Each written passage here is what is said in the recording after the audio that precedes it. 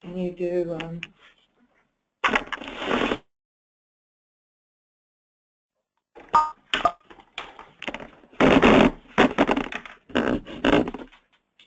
Hello everyone, welcome to the Optimize Your Strengths webinar. My name is Anna Loback. Can I just check that everyone can hear me okay? Feel free to use the chat box if you want to. Let us know if you have any problems with hearing us or even accessing our slides. Please do let us know. So in the next hour, we will be talking to you about how you can discover your core leadership strengths and learn how to bring the best out in your team.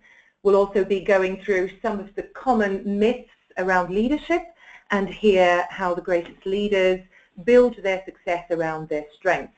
I'm joined today by James Brooke and Dr. Paul Bruton. They are the joint co-founders of Strengths Partnership, and they're here today to tell us all about their latest book, Optimize Your Strengths.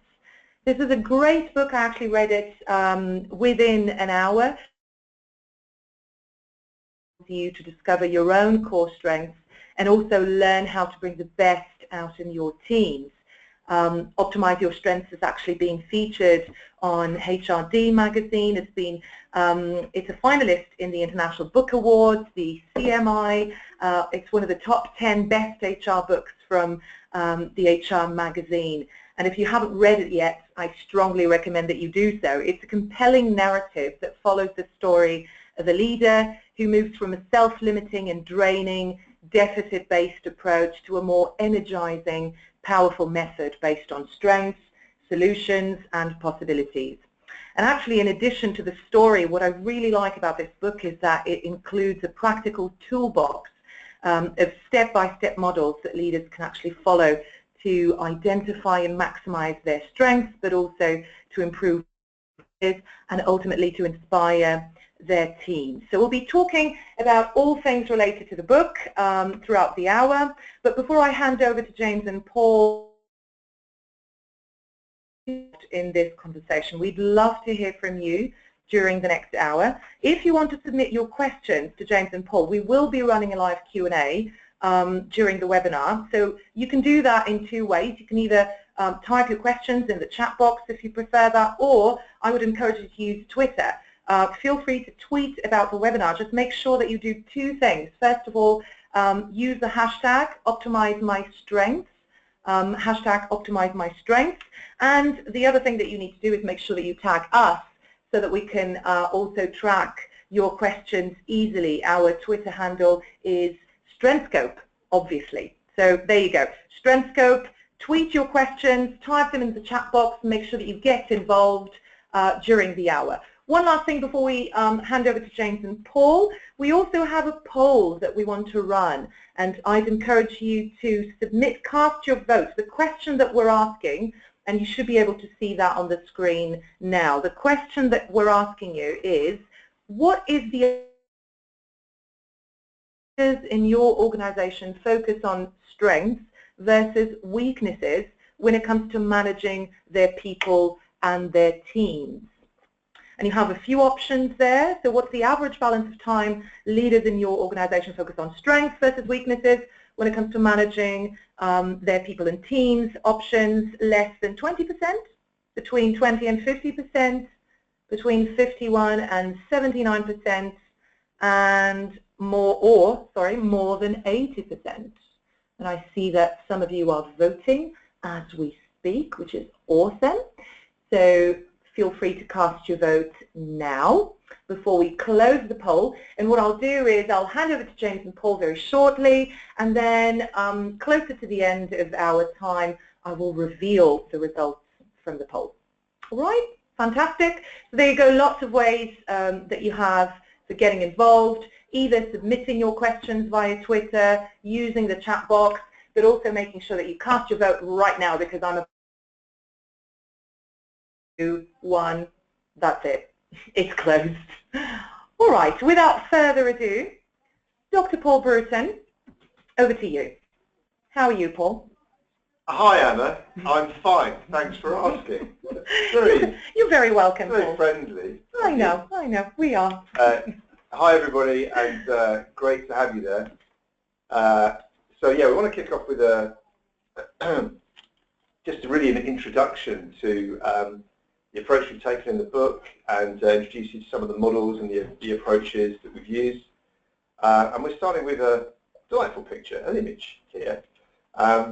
Leaders all over the world today are facing significant turbulence in the form of increased competition, disruptive technological change, global mobility of talent, and major demographic shifts, such as the aging population and the introduction of millennials into the workforce. At best, this is going to feel like a big storm. At worst, what the image that we're looking at actually is, maybe it's somewhere between the two. So it's no wonder that CEO time in job has dropped dramatically since the start of the century, with 40% now lasting no longer than 2 years in the role. James, shall I pass to you? Sure, thank you, Paul. So leadership is obviously absolutely crucial to organisational success and growth.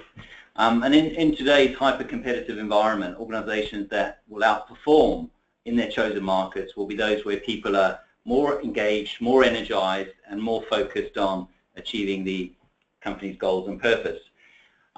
What's really important, though, before we kind of move on and look at strengths-based leadership, is to look at some of the assumptions that have been underpinning effective leadership in the past and see whether or not those hold true. And what we'd like to do is debunk some of the myths, I suppose, and flawed assumptions in relation to leadership.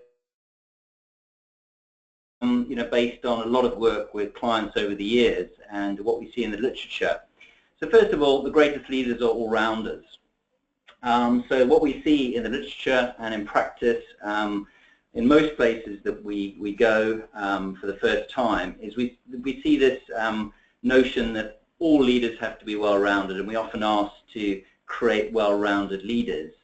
So we're given a competency framework of, for instance, 20 competencies or behaviors, and we're told that all the leaders should be really good or excellent in relation to these particular areas. And a good example might be emotional intelligence, where the assumption is that all great leaders should be emotionally intelligent. So that's the first flawed assumption that we see out there. The second assumption is that all leaders have the same strengths and qualities. So what we assume is that all leaders in a particular role are the same or very similar and should have the same strengths and qualities. And we use competency frameworks to assess, select, develop, and promote leaders. Often this flies in the face of diversity and inclusion, and it stifles, difference, imagination, and innovation.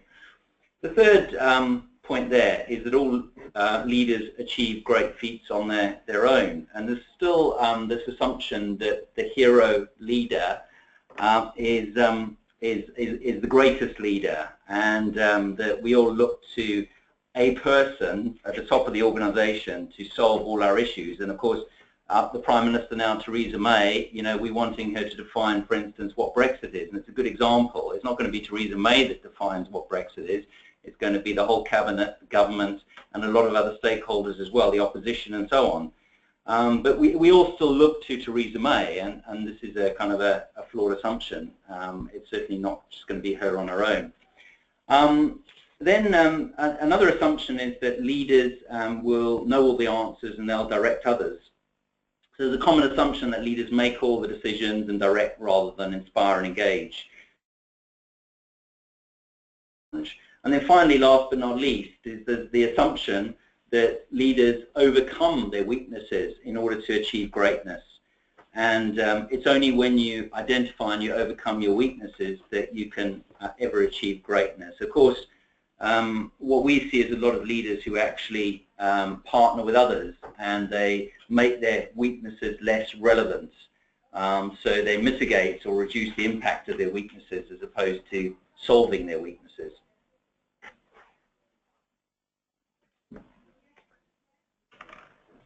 So to build on James's points there, our prevailing models do assume a well-rounded approach to leadership, but but how many of the best leaders that we're aware of are actually well-rounded? We've got some images on the screen of some pretty well-known leaders, one with us, two not, unfortunately, anymore. So the chances of us actually being able to establish the respective strengths of these guys pretty limited anyway, even with Sheryl Sandberg, to be honest. But you know, we can do our best. However, if you think about these leaders, they're profoundly different. There are maybe some similarities across the piece, but we've had a stab at perhaps naming some of the Strengthscope strengths of each of these leaders. So for Steve Jobs, perhaps it's detail orientation, or was detail orientation, courage, strategic mindedness, persuasiveness. For Nelson Mandela, courage may have been shared, actually, standing up for what you believe and being energized by that, but also empathy and relationship building and self-confidence, drawing from within in order to get things done and to fight for what you truly believe. And for Sheryl Sandberg, who, for those of you that don't know, is the COO of Facebook, results focus, collaboration leading to really effective team building. So that's our stab, and it just goes to show how different highly effective leaders really are. That's great, Paul, and certainly that's borne out by our experience over many years and decades, actually, in terms of working with leaders. The leaders are very different, and they've got different strengths that they bring to bear. So perhaps we shouldn't be looking for the well-rounded leader and a leader that demonstrates, you know, the same set of qualities and strengths all the time. In order to understand leadership and what good leadership is all about, it's really important to also unpack excellence. And of course, in order for leaders to inspire out of their direct reports, they need to understand what goes into the mix, if you want. What are the key ingredients of excellence, to use the analogy of the Great British Bake Off? There's 4 key ingredients that we see are really important outside of luck or serendipity. And the first is research, particularly recently, around the importance of passion, which is really around playing one's strengths. It's following one's natural, I suppose, energies, going with what you're naturally inclined to do and what you love to do. So passion, without passion, it's really difficult to see how anyone could achieve excellence. And we saw that really at the Olympic Games in Brazil, where people were clearly very passionate about what they do, and will continue probably for many years to be passionate about those areas. The second area is perseverance. And perseverance is really about setting longer-term goals and sticking with those goals. And there's been a lot of research recently around the interaction between perseverance and passion, also called grit. There's a lady by the name of Angela Duckworth in the US, and she's been doing a lot of research around this concept of grit. And what she's found is that more gritty people are likely to, if you're not passionate about something, you won't persevere with it. It's really important to look at those two together. The next one is practice, and there's been a lot of research now, and there's a chap by the name of Erickson at University of Florida, a professor, and he's established that it takes about 10 to 15,000 hours of practice to build powerful routines and to build excellence. And we see that regardless of whether or not it's in business or the sports world or the performing arts and so on. So you need lots of practice in order to become excellent at something rather than good at something. And of course, you've got limited time on this planet, and you've got limited time at work, in leadership roles and so on. So the thinking here is that it's more important to focus that practice time on areas of strength, things that you're really passionate about, rather than in weaker areas where you're unlikely to ever achieve mastery. And then finally, positive work cultures, which is a culture that is supportive, it's you know, providing you with the necessary tools and the necessary encouragement and the necessary reward to get the most out of you. So, so those are the 4 factors that are behind excellence, whether it's for leaders or whether it's for the direct reports. And of course, how we define strength, as you can see the last part there, how we define strength, qualities that energize us and we're great at or have potential to become great at. So it feeds very much into those 4 key areas here, particularly around passion, perseverance, but also practice, of course. Because if we've got strengths in particular areas, we're more likely to practice longer and harder in those particular areas. Thanks, James. Can I just remind everyone that you can absolutely get involved. We will be doing a live Q&A very shortly with James and Paul. So feel free to start sending your questions. Make sure that you tweet any questions or comments, in fact, that you have about the book or anything that you want. You can use Twitter. Make sure that you use the hashtag #OptimizeMyStrengths so we can track your questions, and also make sure that you tag us. Our Twitter handle is Strengthscope. So you've just seen the definition that we've put up of strengths. I wanted to build on that by sharing with you our definition of what great leadership looks like from our perspective, with all the things we've talked about so far. So we believe that great leaders inspire shared purpose and excellence by positively stretching people to optimize those strengths and achieve beyond what they thought was possible. That's our definition. We hope you share some or all of it in terms of the way you see great leadership too. We're going to talk now about how to get there. Thanks, Paul. So the first element which we feel, based on all our practice, is that leaders need to have the right mindset, and they need to have a positive mindset, and they need to try and ensure that they maintain that positive mindset, you know, through thick and thin, through the good times and the difficult times. And these are really the moments of truth, and we saw good examples of this where during the Brexit referendum, where there was a lot of negative campaigning. And really what was happening is a lot of the politicians were letting, if you want, the electorate down by going to that lower path there, the path of limitation, where the focus was on weaknesses, it was on threats, it was on problems. Now what happens with that is, unfortunately, it results in negative emotions, narrowing of choices, and that feeds through into outcomes like this kind of real sense of helplessness, disengagement and self-doubt. What we found is that the best leaders amongst you know, the extraordinary leaders, if you want, what they do is they tend to notice when they're down on the path of possibility. So regardless of what happens, whether it's, you know, budget cuts or major reorganizations or, you know, mergers and acquisitions or, you know, difficult staff problems, whatever the case may be, they tend to focus on the possibilities, the opportunities, the strengths, the solutions. And what that gives rise to is very positive emotions, opening up of choices, and that builds trust, hope, and energy-boosting behaviors, which in turn results in this great sense of powerfulness, a sense of energy in an organization, engagement, self-confidence, hope, optimism, and so on. So it's really a very kind of powerful, virtuous cycle that evolves when leaders are choosing the right attitude, choosing the right mindset, and aligning their behaviors and performance in relation to that mindset.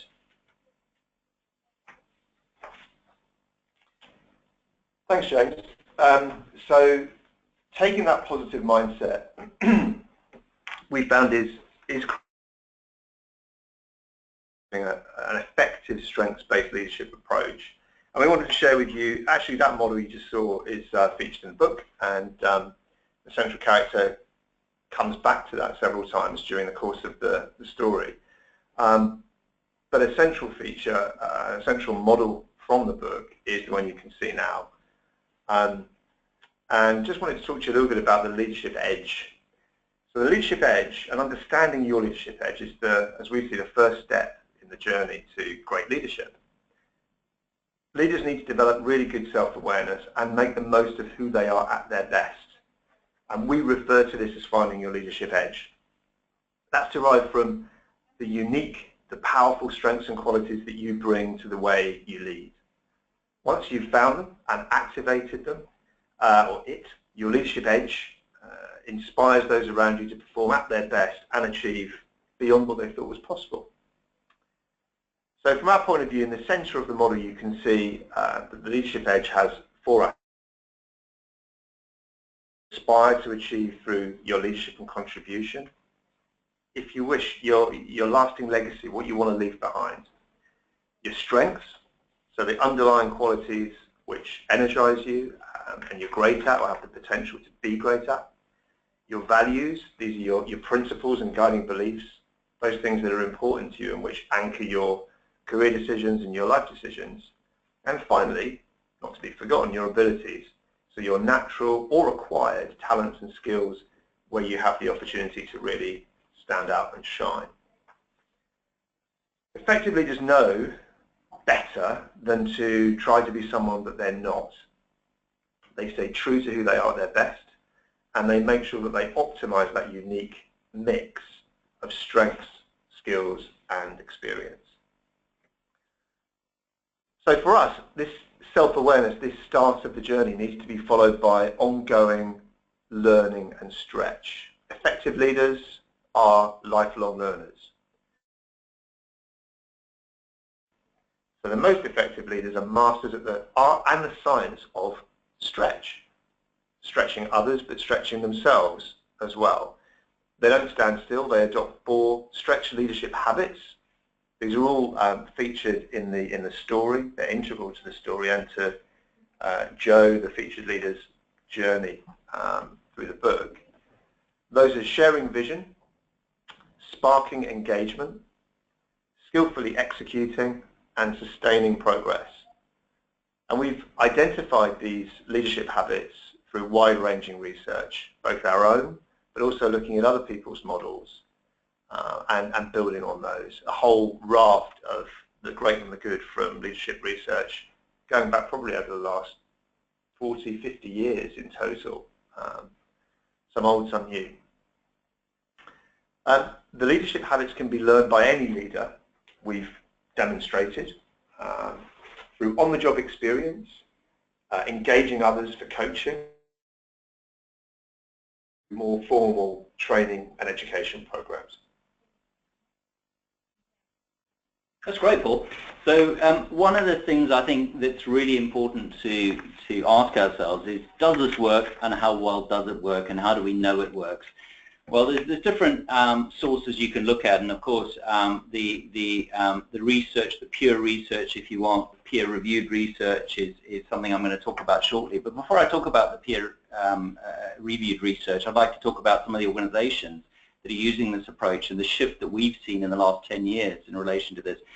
So we see lots and lots now of organizations, in fact the vast majority of the blue chip organizations, moving towards the strengths-based approach to employee assessment, development, and leadership development. So we see organizations like Deloitte, PwC, Coca-Cola, and by the way, these are not all our clients. These are clients of some of our competitors as well. But we see lots and lots of organizations moving towards this approach. So that's education. In fact, all the major consulting firms are using this approach now, the big 5, I think it is. But what we also need to do, of course, is look at the peer-reviewed research, and here are some of the highlights of that. We haven't got time to go through all of the research, but you can request that from us, and we'll happily provide it. So the first bit of research is from Zenger, Folkman, and Erdinger, who've worked in this area for about 2 decades now, and it was actually published in October 2011 in the Harvard Business Review, and you can go and have a look at that paper or request it from us. And what they found was that leaders with 1 or more outstanding strengths are twice as likely to be ranked in the top 3rd in terms of their effectiveness. And what was interesting is they found that the weakest leaders try to be all-rounders. They try to be good at everything. But yet the competency-based approach is really teaching us that we should try and develop well-rounded leaders. So that doesn't make sense, does it? So what's really important is to help leaders identify their 3 to 4 standout strengths, their top strengths, and build those out in terms of using them on a day-to-day basis in productive habits. The second bit of research is our own research, which is suggesting, and this is ongoing research, that the effective application of a leader's strengths matters more than the specific mix of strengths that they have. So for any one general manager or COO or CTO or CMO or any other kind of C-suite exec or any other leader further down in the organization, what's really important is that people understand their strengths and they play their strengths in an authentic way every day. And they're consistent with their strengths and their values and so on. That matters a lot more than whether or not somebody, for instance, has a self-confidence strength or a courage strength or decisiveness strength in our research. And the third bit of research, which I think is really, really compelling, especially at a time when most of the nationwide kind of engagement surveys suggest that is that the chance of someone being actively disengaged when leaders or managers play their strengths is 1 in 100. Compare and contrast that to if a manager focuses on somebody's weaknesses, that goes up to 20%, yeah, 20 in 100. And if a manager ignores somebody, in other words, we're talking about abdicative management here, so they just say, get on with it, you're doing really well, just carry on doing what you're doing. Disengagement goes up to 40%, 40%. So from 1% to 40%. So clearly a strong case to be made for focusing on people's strengths. Brilliant, James, thank you. We also wanted to point out that for us it's not just about optimizing strengths, although really to kind of rebalance people's developmental approaches, a focus on optimizing strengths, we would absolutely advocate first and foremost. It is also about reducing risk areas. So should not be ignored, particularly if they're significantly undermining performance. And in terms of our experience and our research, performance risks include limiting weaknesses, overdone strengths, strengths that are overused, used in the wrong way and can cause unintended negative consequences, and also sources of interference. Those sources of interference could either be internal, so psychological blockers, the little scripts that we have that kind of stop us from achieving peak performance, self-limiting beliefs, maybe poor self-confidence, or they may be external, such as genuinely an incompatible corporate culture or a real or perceived, I guess, lack of sufficient resources. We advocate 3 simple strategies for dealing with these risks. First, use your own strengths to compensate for risk areas. Second, bring in others with strengths that you lack to complement you. And third, being building new habits to mitigate areas of significant risk and so prevent failure. Or as James often puts it, going to the gym when you don't really want to. Or when you really don't want to, which is kind of, you know, even sort of stronger. But we've all been there. Our view, maybe not shared, you know, almost certainly not actually, in terms of the way that leaders tend to be focused on their development right now, is adopt the 80-20 rule in your personal development. Spend 80% of your development time, of your developmental energies, discovering and building on your strengths, with the remainder allocated to overcoming risk areas, but only those that are genuinely holding you back from achieving career success or roles currently. Yeah, really interesting, Paul, because you know, in our work, and it has been limited, it's fair to say, with Olympic athletes, and we have with them about this 80-20 rule of thumb. They absolutely get it. It's something they do as a matter of course. They understand it. It's about really building from a base of strength. But when we go in and talk to businesses, we ask them the same question, typically, or HR professionals and that sort of thing. the focus is very much on, it's almost flipped around, on weaknesses as opposed to strength building. So how do we then help leaders identify or discover their strengths? If this is, if you want, the starting point, how do we actually get them to do that? Well, the way we get them to do that is through using our Strengthscope, our online Strengthscope assessment tool. And there's various tools. There's a self-completion tool. There's also a multi-rated tool, and we are the first organization to have developed a strengths-based leadership profile as well. And what you're seeing here is you're seeing essentially what we call the Strengthscope wheel. Each leader is measured against 24 strengths. Now, what we said earlier is that we can't expect leaders to be equally good at all these things. And you can see here there's 4 cluster areas: relational strengths, execution strengths, thinking strengths, and emotional strengths. And what we typically find is leaders have strong suits in maybe 2 or 3 of these areas. They're not often balanced across all 4 areas equally. So that's an important thing to remember. Now, the top 2 clusters there, the emotional, relational, are what we call people sources of energy, and the bottom 2 are task sources of energy. And leaders usually, again, have a preference for people versus task. The 2 on the left-hand side are what we call internal sources of energy, and the 2 on the right-hand side are what we call external sources of energy. So the thinking and emotional, internal sources of energy; relational, execution, external sources of energy. What we found through all our research, and it's important to say this again, just to repeat it, is that no leader we found will cover all 4 areas equally well. The tasks.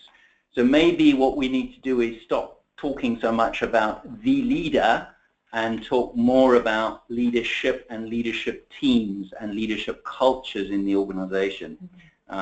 We like to see leaders as workplace energizers, and what's really important is to cover, for the organization or the top team or whatever the case may be, to cover as many of those strength areas as possible, and as many, of course, are required to get the job done, to achieve the organization's goals and to further its purpose and vision.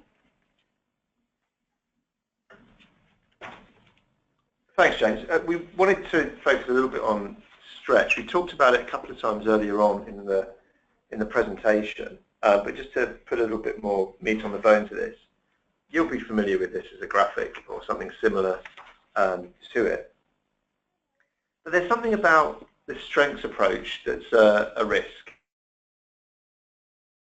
This being, natural for us, and so therefore unchallenged for many people. They haven't necessarily learned how to stretch their strengths. They've developed habits. They've become accustomed to using their strengths in certain ways, often over many years, many decades in some cases. So actually, actively, deliberately stretching their strengths is not something that is going to come naturally for most leaders. But in our experience, the most effective leaders do positively stretch themselves and their people and the organization at multiple levels. They'll push the boundaries of thinking and possibility. They'll look for innovative ways of achieving the organization's goals, whilst at the same time strengthening their own leadership and learning. The most effective leaders know that there is no one-size-fits-all approach to getting the best from others. They will discover their employees' strengths and create an engaging and challenging environment that allows their own strengths. They'll empower them by providing support and coaching to ensure people have the best chance of success. So enabling positive stretch rather than negative stretch, which can oftentimes feel unsupported, almost like you're drowning. Leaders we found who regularly challenge their people to move outside their comfort zone and use their strengths in new and different ways can expect exceptional performance and also much more positive levels of employee engagement. That's great. Thank you, Paul. So how do we actually help leaders to optimize their strengths? We talked about how we help them to discover their strengths, and we talked about, of course, stretch. how do we help them to optimize their strengths? Well, we provide them with a very simple development pathway, and in terms of the optimizing strengths part of this pathway, what it looks like is something you've probably, for most of you, you've probably seen like this before, because it maps onto the 70-20-10. Actually, what this is about is making sure that leaders are focusing most of their development time and resource around experiences learning on and off the job. So clearly that could be, you know, projects, stretch assignments, you know, succession opportunities, opportunities to sit on external committees and, you know, parent-teachers associations and things like that. So those would be examples of development experiences that would help people optimize their strengths. The second area, the 20%, is around engaging others to support them in their development. So it could be engaging a coach or a mentor or a peer coaching group or anyone else to help you with your development. And then thirdly, would be the 10%, the minority of the time, would be around formal learning opportunities. So we provide leaders with these different opportunities around on and off the job experiences. That was a bit of a mouthful. Also opportunities to engage others, to surround themselves, if you want, by a development group or development board to help them. We call it a development board. To help them with their development, and then last but not least, obviously, formal training opportunities, which may be online as well, e-learning opportunities, or it may be face-to-face opportunities, and then of course coaching, on-the-job coaching and so on, really, really important part of that mix as well. We've already mentioned this, but it's worth restating. It is important as well, in our work with leaders, we found to help them to reduce the risk areas where those are genuinely getting in the way of optimal performance or career aspirations. To pick up on James's point earlier in our work with those who participate in the Olympics, and as you said, it's been limited. But you know, I want to share an example with you, speaking to a very who, when presented with this whole philosophy and approach to leadership, participation in sport, whatever, robustly challenged it initially and said, look, you know, you have to focus on the risks too. In fact, he said, that's what I needed to do before I could even focus on strengths. And that's right, actually. In his case, it was about developing endurance, which was a big blocker to achieving optimal performance in his particular sport. But once done, he needed to focus then on developing and stretching and honing the strength areas. Unfortunately, in the corporate world, there does tend to be a kind of continuation of development of weaker areas, even though you're not seeing much shift or improvement past a certain point of mitigating those risks, which is a shame. It's a missed opportunity, you know. So probably there's that flip of 80-20, with 80% of most leaders' time mitigating risk areas, which quite frankly have ceased to be risk areas past a certain point. Nonetheless, we all have them, and the strategies that we recommend for dealing with risk areas are to dial up or dial down the volume of strengths, because often it's strengths used inappropriately that can get in the way of optimal performance. As mentioned earlier, an alternative is to, or you could do both of these simultaneously actually, but draw on people whose strengths are different from yours. Know who to go to for your efficiency ninja input, as for example James and I often regularly have to do, because we don't have an efficiency strength between us. And no, we don't. We don't. Although we have made efforts at times to develop and practice new skills and habits in the area of efficiency, because it's not okay just to say, you know, that when it's genuinely getting in the way everyone else's performance, or your own, yeah, or both. Absolutely. Yeah, Paul, if you could just stay on that slide, because another example that sprung to mind actually when you're talking about sort of Olympians would be Andy Murray, who we haven't actually worked with, but he had a major risk area that was fundamentally kind of was critical to him, and it was undermining his performance in a big way, which was of course his emotional control. And he took on Ivan Lendl as his coach, and then fired him and then rehired him again recently. But what was interesting is that was the thing that worked on, the most really, in order to get him beyond that. And then it was all about, focusing on the strengths and building out the strengths and so on. So these are good examples of where, if a risk area is undermining significantly performance, that should come to the fore. But still, that 80-20 rule of thumb would apply, over the course of Murray, who now wins the games because of his significant strengths and the fact that he's worked so hard at building those out.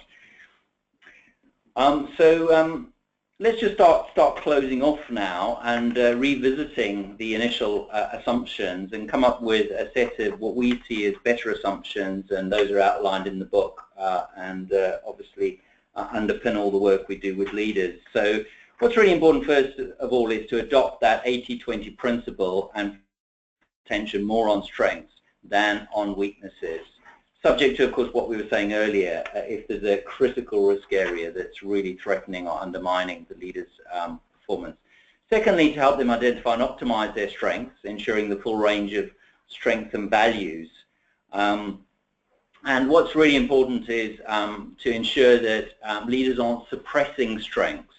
So we talk about suppress versus express strengths, and making sure that the culture doesn't mean that leaders are suppressing strengths like compassion.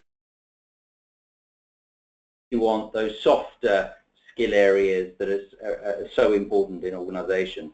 Challenging leaders also to think about their mindset and how that impacts their actions, feelings and outcomes is absolutely critical. And we talked about the importance of leaders having a positive mindset and that manifesting in behaviors and ultimately results. So that's really important. What's really important also is to make sure that we look at fitting the leader to the role and projects, not the other way around.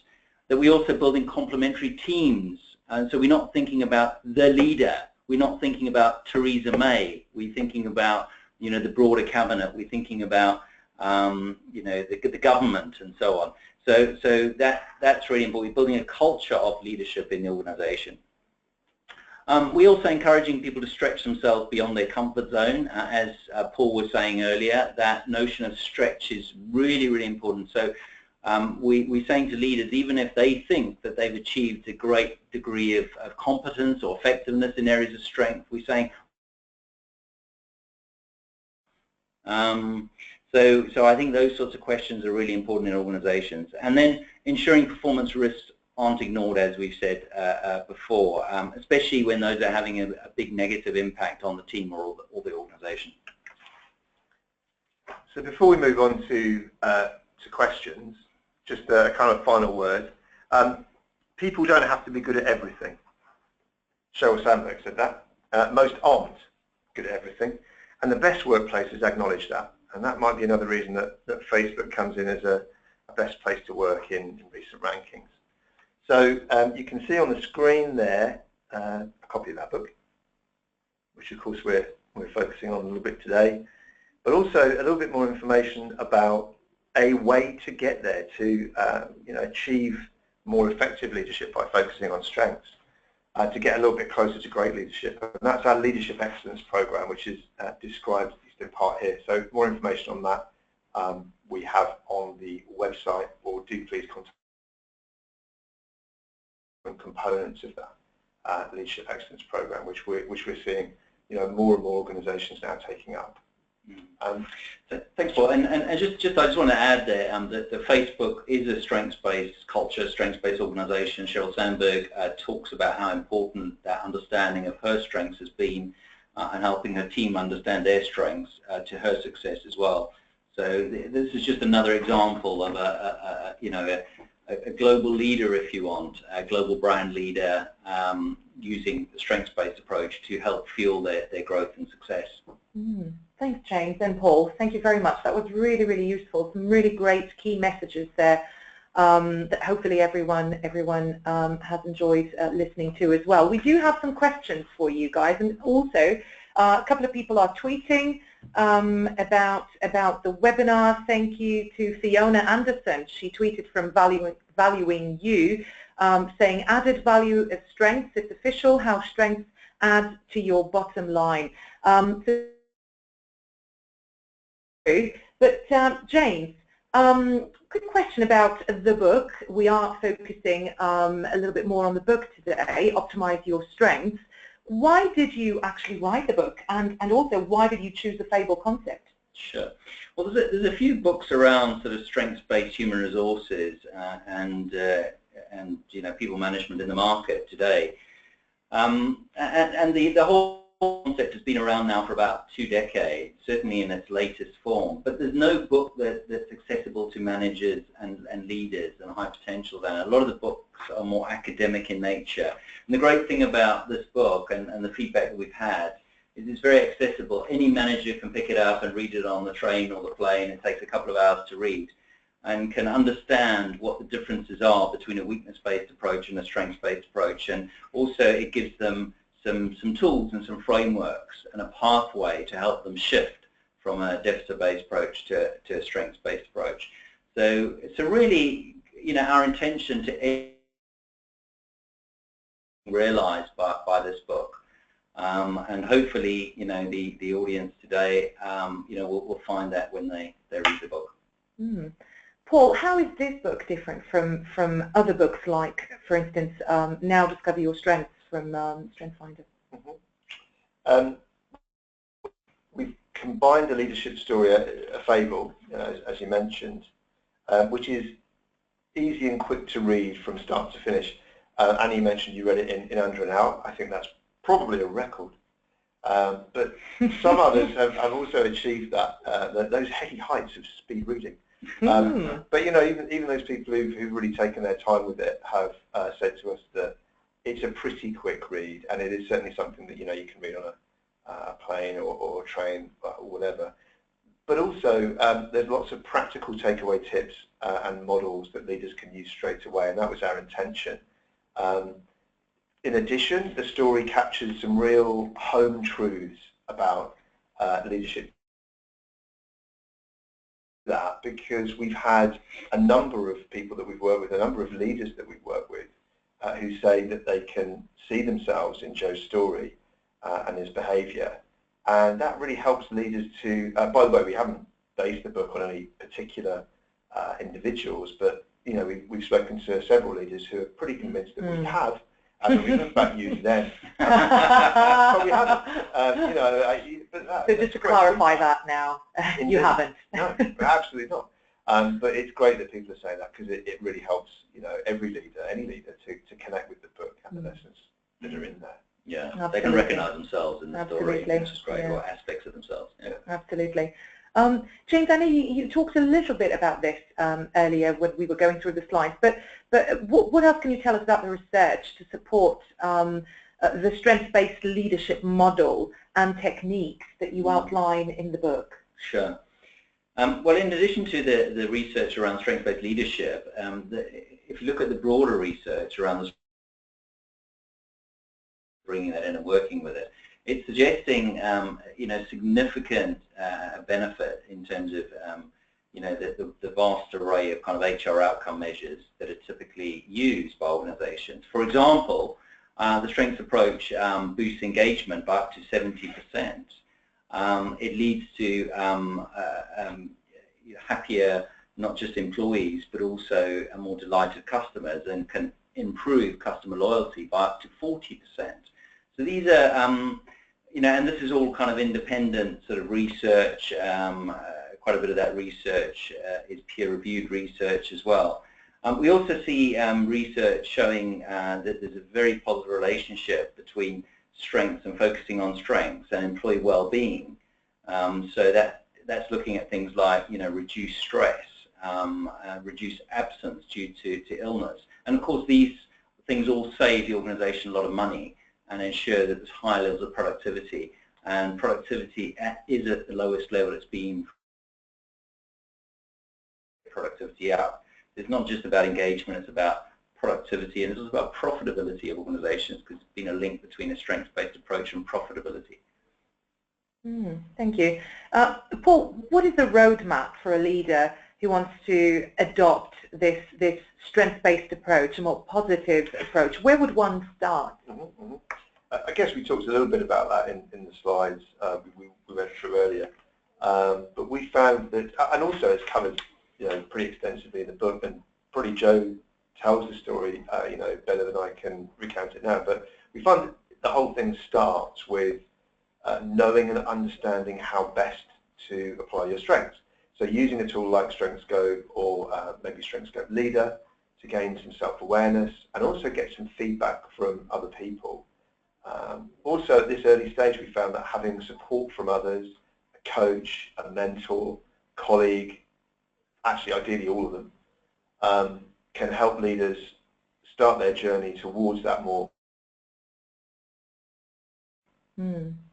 What about challenges in implementing this approach, James? I'm sure some of the people listening might be either leaders themselves or people trying to support other leaders trying to implement this approach in their organizations. What would you say are the common challenges, and how can we overcome those? Sure. Thanks, Anna.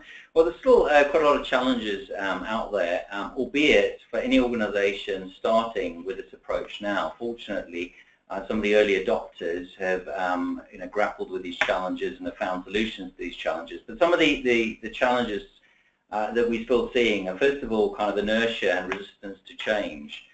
So, and specifically, I have to say, in the HR community, but not just in the HR community, when we typically go in and we talk to the C-suite, when we talk to senior leaders and that sort of thing, we find that this approach really resonates for them, and they really want to bring it in. It makes sense for them. And so I think what we need to do is help people work through any concerns, point out the benefits, share the success stories we've got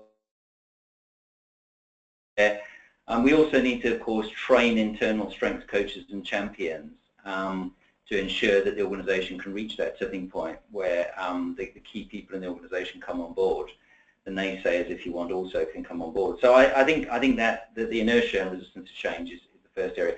Second area is lack of understanding about the approach and misconceptions. There's a lot of misconceptions still about this approach. For example, one of the obvious ones is that we only focus on strengths and we ignore all the risk areas. Yeah. As you can see, if this approach is properly, effectively applied, you don't ignore the risk areas. It's about focusing on the strengths. It's not about being exclusive about the strengths and ignoring all your weaker areas and your risk areas. Quite the contrary, because what we find is when weaker areas are approached from a position of strength, and when you're using your strengths to address your weaker areas, it's much more effective. So this is the obvious, if you want, kind of misconception that needs to be challenged. The lack of embedding to ensure sustainable change. So organizations sometimes do this on an ad hoc piecemeal basis rather than doing it in the right way and integrating it within HR processes and the talent life cycle. And organizations that have got it right, like Facebook, have integrated it deeply within the talent life cycle and the HR processes and systems. Yeah, and there are a number of ways in which you can do that, and the book in particular has a number of tools that can be downloaded by the reader. Paul, how will these tools, practically speaking, how can they help leaders strengthen their leadership? Yeah, you asked earlier on, Anna, about what makes the book different, and this is probably something I should have mentioned then as well, in answer to that question, because we're really excited about these tools. We do provide these on the website. They're a result of years of experience that we've had, years and years of experience. Many years of experience. Yeah, working with leaders through coaching, leadership development programs. These are the most useful to help leaders become the best that they can be. So they're a mix of applying learnings, gain from a better understanding of themselves, and also practical how-to guides, some of which very much relate to the talent life cycle and ensuring you're getting the best from that. So how to better manage and lead teams. They're all practical, they're quick to complete, but the impact is really significant and really long-lasting for every leader that uses them. So we're really excited to be able to share them with the world, really. Yeah. Can I just say one other difference between this book and other books? A lot of the other books are focused on discovering your strengths or identifying your strengths. This book very much focuses on optimizing your strengths, which as far as we concern anyhow, is the most challenging part, which is how do you take that discovery to success at the end of the day, and so it's providing people with a clear pathway in terms of how they can actually translate their strengths into success. Absolutely. It's moving from awareness to action. Absolutely. How do you, it's answering the now what. Okay, fantastic. Thank you so much to both of you. Thank you, James. Thank you, Paul. This has been really, really useful. Hopefully everyone listening has found it incredibly useful. Just a couple of points to summarize the different things that we've heard today. I think the key message is that, yes, each of us has our own strengths, our own abilities and skills as well, but key strengths that allow us to shine and deliver exceptional results. There are no all-rounders really when it comes to effective leaders, but how do we take that awareness of strengths and move that into action? How do we not only understand our strengths but also build upon our strengths? And more importantly, how do we as leaders inspire others to do the same? So one of the key messages also that I heard today was that piece around building leadership cultures and facilitating that in organizations. So being more about the leadership rather than necessarily the leader, but also that key idea of energizers. So some really, really good things. Thank you so much to both of you, James and Paul. Last but not least, lots of different ways in which you can take advantage of these tools, these key messages highlighted here in the webinar. Important to remind everyone again that we are Strengths Partnership, we are leaders in strengths-based leadership programs, and there are lots of ways to get involved with that and to find out more.